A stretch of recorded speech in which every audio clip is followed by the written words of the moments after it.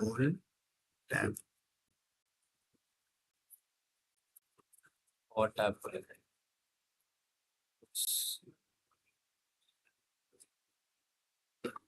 Reverb नहीं आएगा sir mic और इसका माइक्रोफोन का?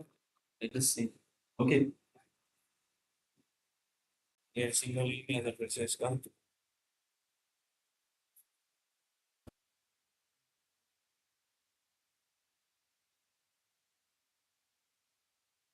लिंक आएगा फिर से, मतलब देखेंगे इसको। Hey, shall I start? Yeah, good morning. On behalf of Newly Planned Year for Radio Operations and Wireless Network, say for Research Development and Consultancy, KGSOMA Institute of Technology, I welcome you all to the workshop Decoding ITU, a guide to global telecommunications. हो madam ते राहून द्या streaming हो. आवाज येतोय का? आवाज येतोय ना? जाता है सर आपला मेन मोटो झाला हे फालतू यांचं गडबड हे सगळीकडून गडबड चालू. ते यार ना HDMI आहे बस. हे बघ हे एक सारखं आहे ना हे. येतोय ना? HDMI नहीं चल रहा है ये. See, dear friends, when we start any work on the satellite, if we want to put the satellite at a certain height in the space, it's not a personal property. We have to take care of the space. We have to take care of other satellites roaming in certain orbits. They have certain communication frequencies. So if I want to use some frequency, that frequency should not be used by other satellite, or there should not be interference due to our satellite to other satellites. It should not harm the environment in the space. To ensure that everything will work smoothly in a space, there is a union or there is a committee which is called International Telecommunication Union, which is the part of an arm of United Nations, which regulate the frequency coordination amongst the different satellites in the world. It also regulates the orbit allotment for the satellite, which are the very important parts for the satellite to put in a space. So ITU, International Telecommunication Union, as I say, it is the agency belongs to the United Nations worldwide, which gives the frequency coordination for the satellite as well as orbit allocation for the satellite. I said ITU, it started in 1865 by the United Nations. Definitely it's for the overall good communication of frequencies around the globe. It also, initially it is a paper submission, very difficult task. In 2000, it is started in online mode. Still there are some different conditions we have to follow in this case. See, basically suppose if we want to launch the satellite, we need a permission from ITU. The permission in two cases. The one case I said for the frequency coordination, frequency for the uplink, frequency for the downlink, and then orbit allocation. That permissions we require from the ITU. One more thing, the important thing is that you should have your ground station in the country from where you want to launch the satellite. And there is a government agency which is attached to the International Telecommunication Union, which file your ITU for your satellite on behalf of you. For example, in India, we have the government agency. It is under the Ministry of Communication, Wireless Planning Communication.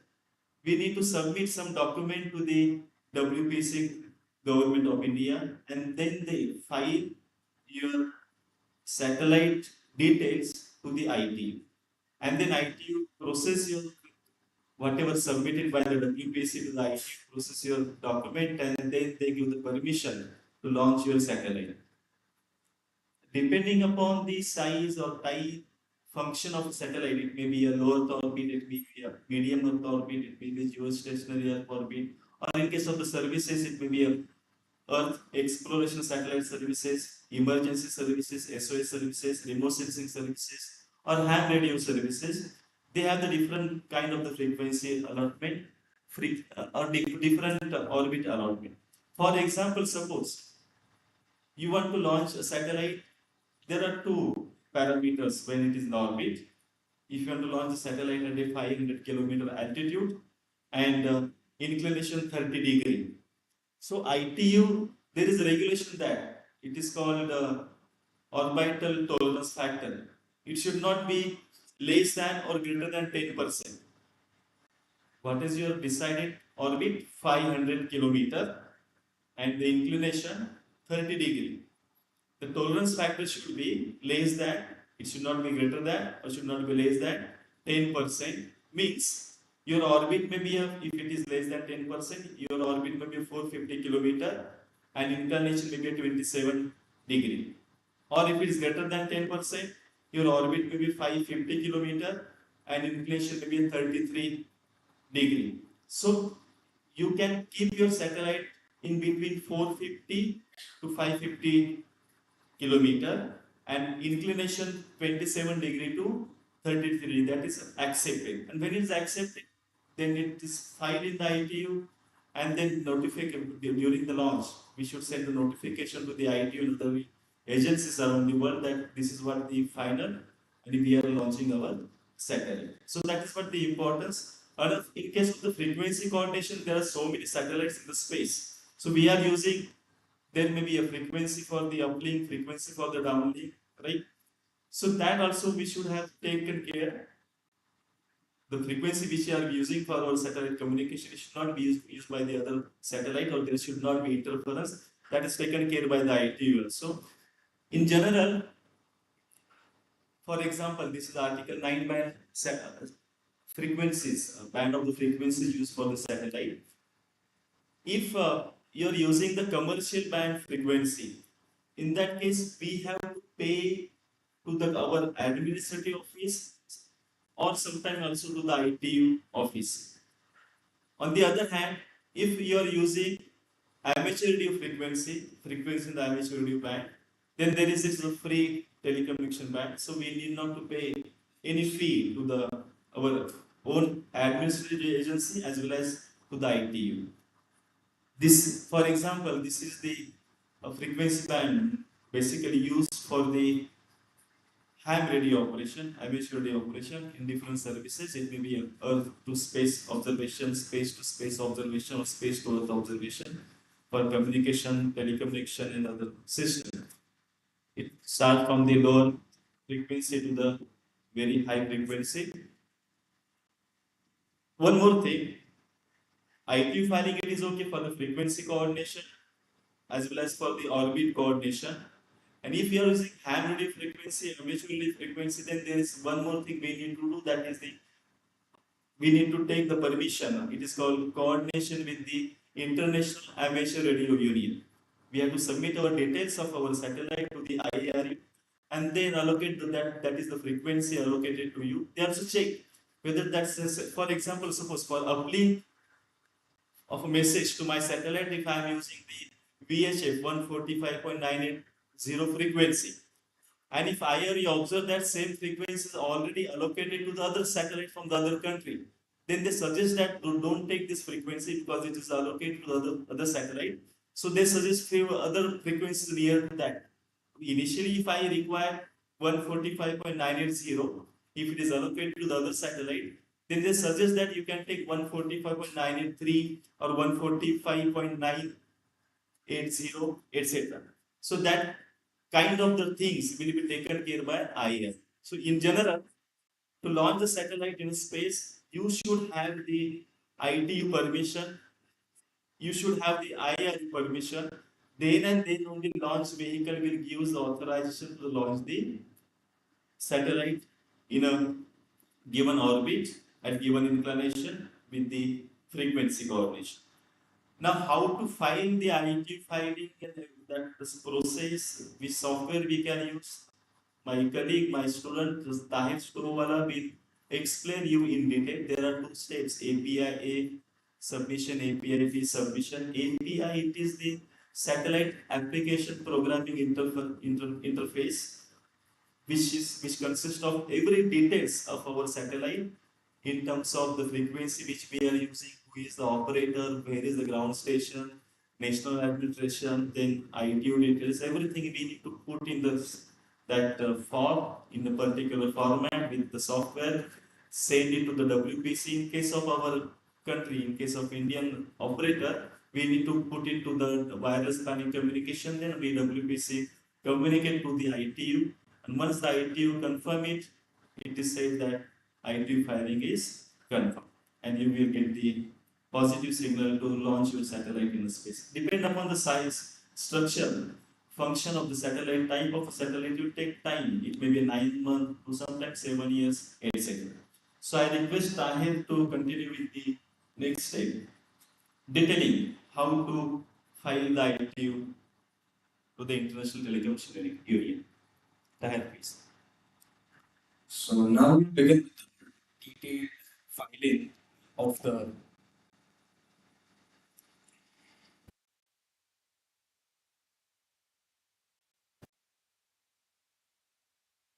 Now we begin with the detailed filing of the area communication. We will be using the application suite provided by ID, that is.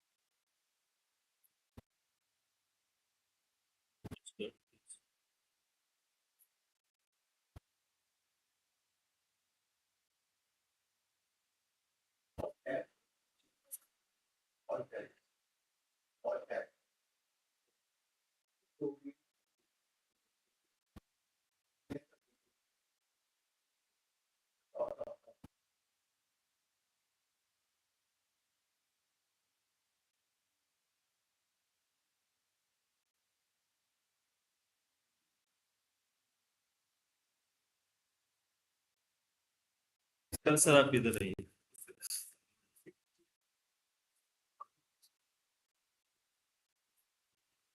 Yeah. Yes. Right. Yeah. This is required. The SAM one is required. We should want SAM. Yeah. Yeah.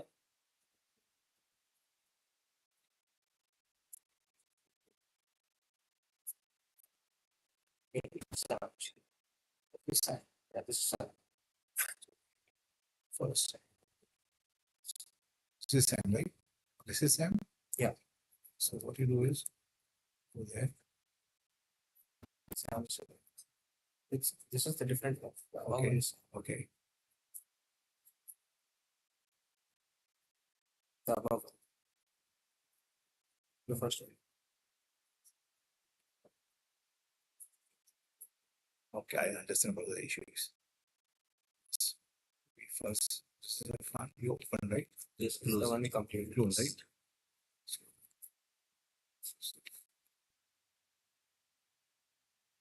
Yes. That is required.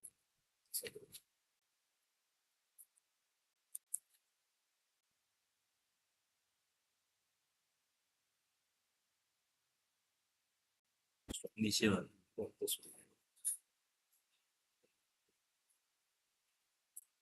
This is not the system.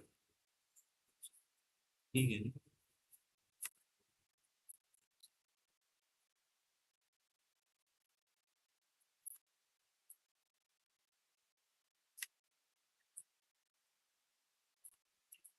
Okay, so you've changed the window stars. अब कैसे देते हैं? सारा software too? Yeah, software is getting installed right now. So now we are still in the process. See. Okay, you continue. Presentation. in the software downloading the presentation of it. It is great. Great. तो हो गया तो start कर दें.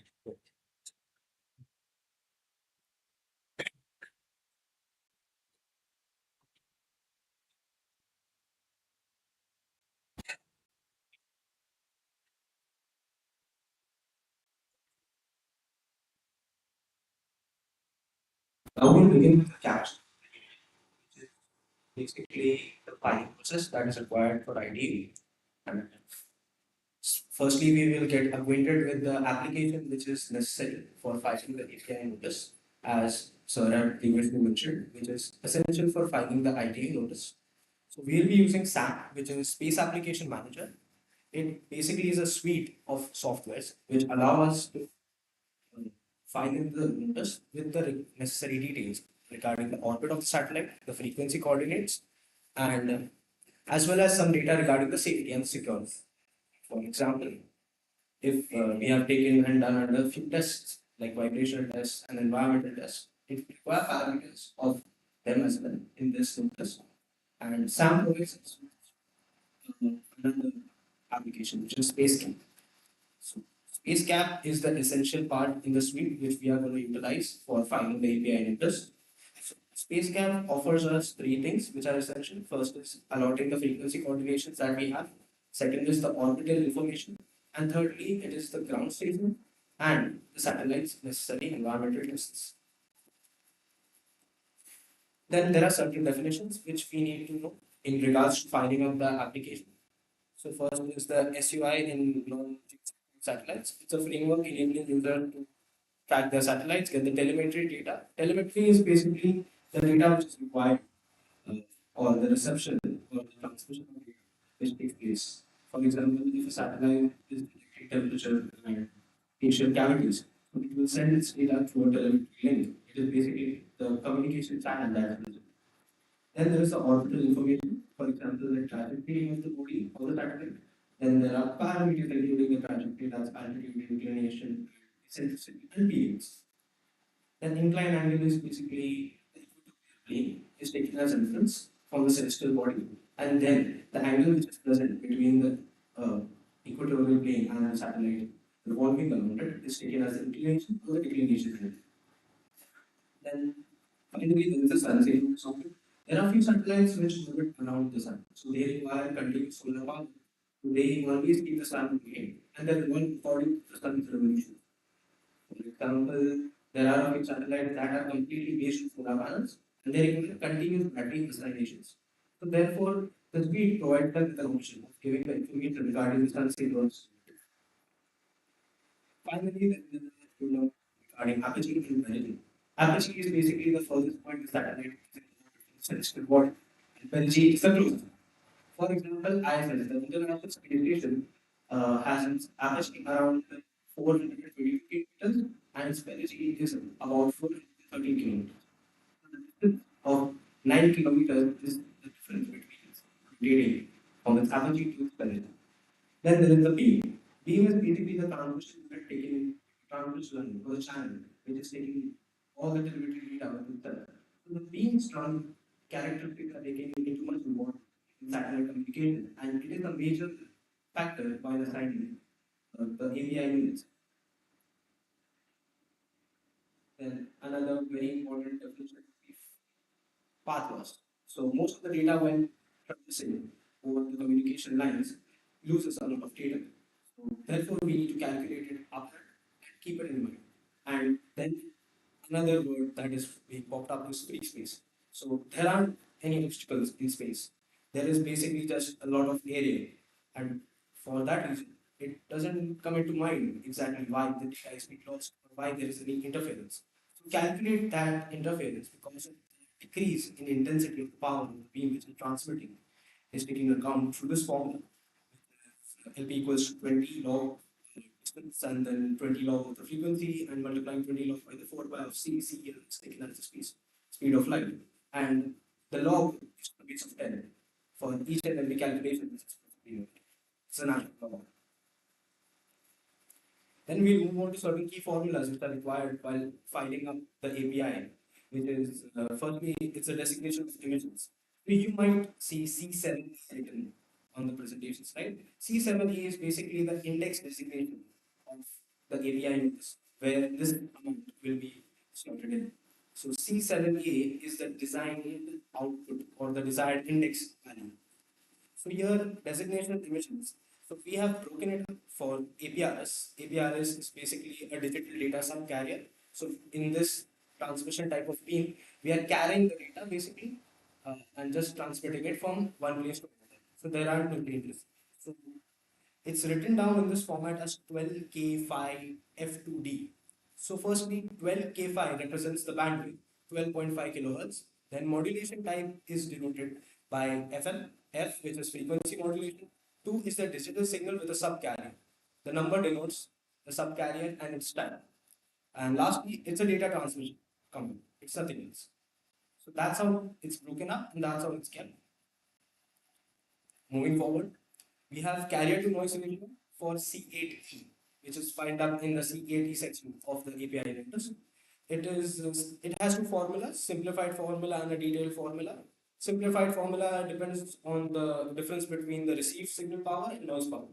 Yeah, I forgot to mention a very important point, which is the receive power and the noise power both are in respect to the satellite. So basically, whatever I'm talking about right now is in respect to the satellite. The satellite is receiving something and it's transmitting something, and the reception is taken as the uplink telemetry. So we are receiving something at the satellite's end, so it is considered as an uplink. The data is getting upheld and linked to the satellite, and downlink is basically considered the data which is getting transmitted back as the telemetry is getting transmitted back. So everything in regards to uplink and downlink is taken in respective to the satellite. Here, the end formula is basically the direct power by the satellite itself. And the noise power. Noise is basically the distortion which is formed while being transmitted. The detailed formula includes the effective isotropic radiated power, the gain, antenna gain, path loss, working constant, noise temperature factor. So here the most important factor would be the isotropic radiated power, which is basically the antenna's isotropic power, which is radiated along its values through the Boltzmann constant formula. And finally, the receiver antenna is basically a satellite antenna which is receiving the data cable or the data signal through the channel. And finally, the path loss is taken into consideration, which is calculated earlier.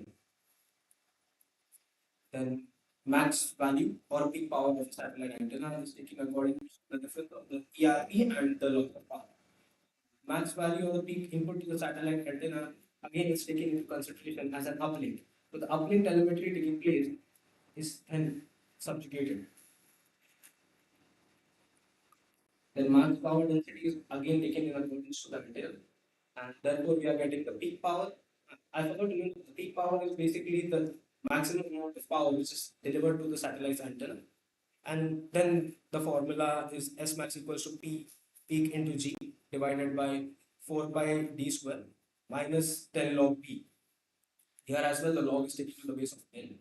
So these are some preliminary formulas required to calculate the certain specific quantities. Again, then is the last formula would be mean value of peak power. Finally, we move on to the procedure, which is I'll just give me a thing. If the software is downloaded properly, then we could give a like demo. Then the software, no worries. We have the entire procedure captured through screenshots. So we will be explaining it through and through. So firstly, as we open the SAM application, Space Application Manager, the suite of softwares that are available by ITU for Falcon. Here we enter the space gap.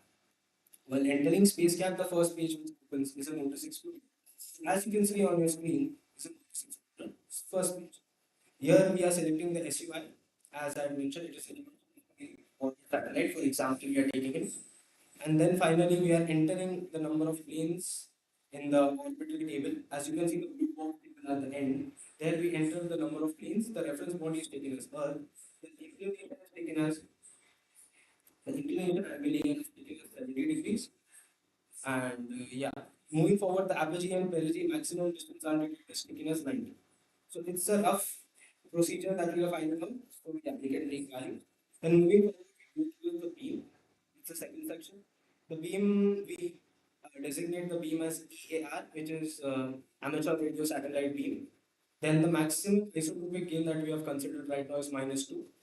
Then there is a coplanar radiation available where we select 610, which is the primary number unit specified for amateur radio satellite radiations. Then finally we proceed to group, which is the third section. The third section we select the class as EA, which is available to all on Earth, and then we select CR, which is center of rotation for our ham radios. And then finally the space uh, selective area or region that it covers. We have taken it as XAA, which is basically all over the Earth, all around the world. It's the abbreviation for all over the world. And then finally we keep the temperature as 200,000 Kelvin for the noise. So basically the noise that has been created is taken as 2000 in the group. It's just a general figure. It can be calculated depending on the systems which are in place. Then the frequency tables is filled according to the frequency emission. As I had designated the emission of APRS as 12K5F2D, we are filling it out in accordance to that. And then finally, in the frequency tab, we select the selective frequencies that the satellite is operating in.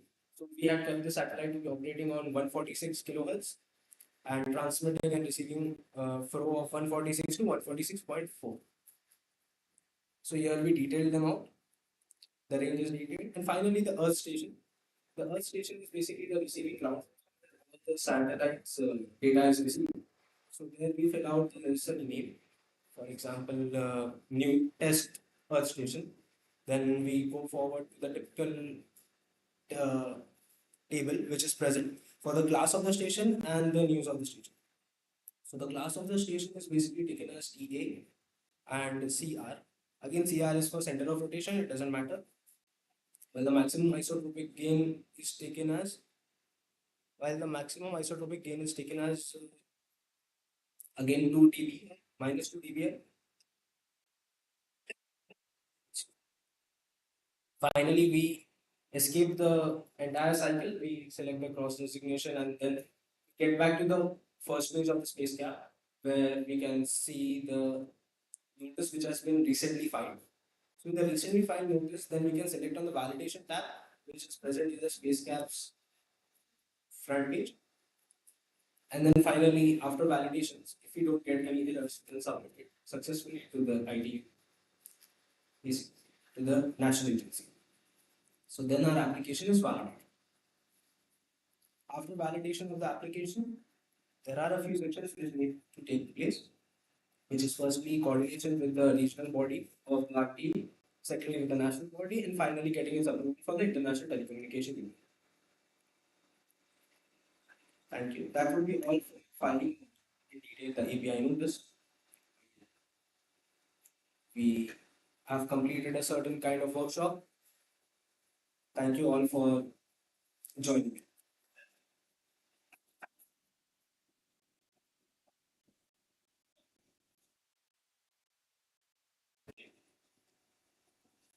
Just a moment. The software has been downloaded completely, then we can carry on with it.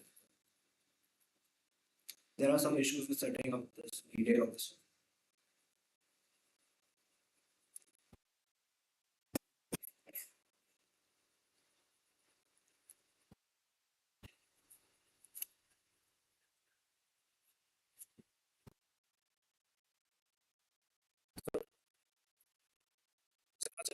Checking, checking and very up.